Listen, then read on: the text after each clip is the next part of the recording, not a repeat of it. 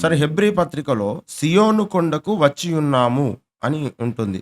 ఉమ్. అంటే ఏమిటి? సియోను కొండకు వచ్చి ఉన్నాము అంటే దీన్ని అప్పుడున్నటువంటి వాళ్ళు సియోను కొండకు వెళ్లారు అంతేనా? లేదా ఇప్పుడున్నటువంటి వాళ్ళు కూడా సియోను కొండకు వచ్చాము అనే సాక్ష్యాన్ని సంపాదించుకోవాలా? మనం సియోన్ అనే కొండకు రక్షణ పొందిన ప్రతి ఒక్కరు వచ్చాము అంటాడు. అది ప్రతీకాత్మకంగా, సాదృశ్య రూపకంగా, ఉపమాన రీతిగా చెబుతున్న విషయం. హ్మ్.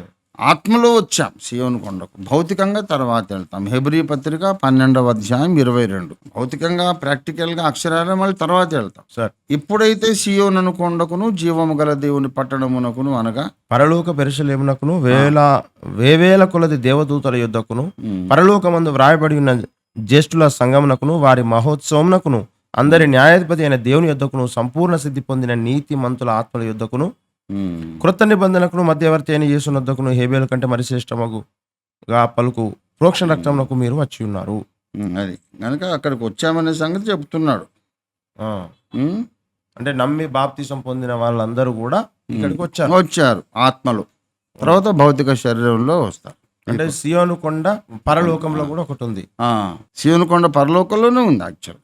ఆ, అంటే ఇప్పుడు భూమి మీద మనము చెప్పుకునే వాటిని ఏమను?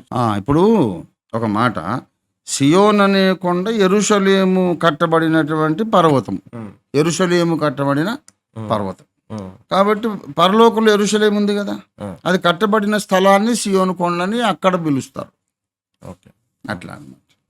Okay okay sir.